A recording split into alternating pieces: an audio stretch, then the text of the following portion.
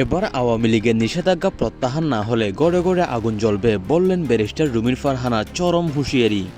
ব্রাহ্মণবাড়িয়া 2 আসনের স্বতন্ত্র সংসদ সদস্য ব্যারিস্টার রুমিন ফারহানা আজ একটি অত্যন্ত কঠোর ও আগুনঝরা বক্তব্য দিয়ে দেশের রাজনৈতিক অঙ্গনে ব্যাপক তোলপাড় সৃষ্টি করেছেন।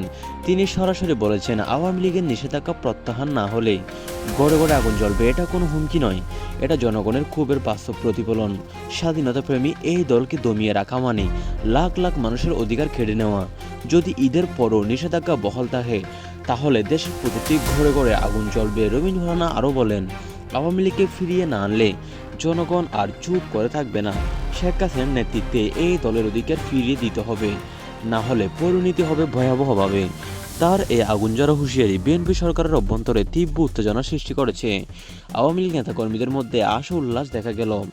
অনেকে এটাকে রাজপথের অগ্নিসংযোগ ইঙ্গিত বলে ভয় পাচ্ছেন।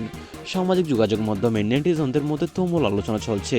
কেউ রুমিন ফারহানাকে সাহসী নেত্রী বলছেন, আবার কেউ কেউ এটাকে দেশের অস্থির করা উস্কানি হিসেবে দেখছেন। বিএনপি সরকারের আমলে এনসিপি নিষিদ্ধ হওয়া শেখ হাসিনাকে ফিরিয়ে আনার আলোচনা এবং রুমিন ফারহানার মুখে ঘরে ঘরে আগুন জ্বালার হুঁশিয়ারি দেশের রাজনৈতিক পরিস্থিতি এখন একেবারে সীমান্তে পৌঁছেছে। আগামী দিনে কী ঘটে, সরকার কী সিদ্ধান্ত নেই, তা এখন সময় বলে দিবে।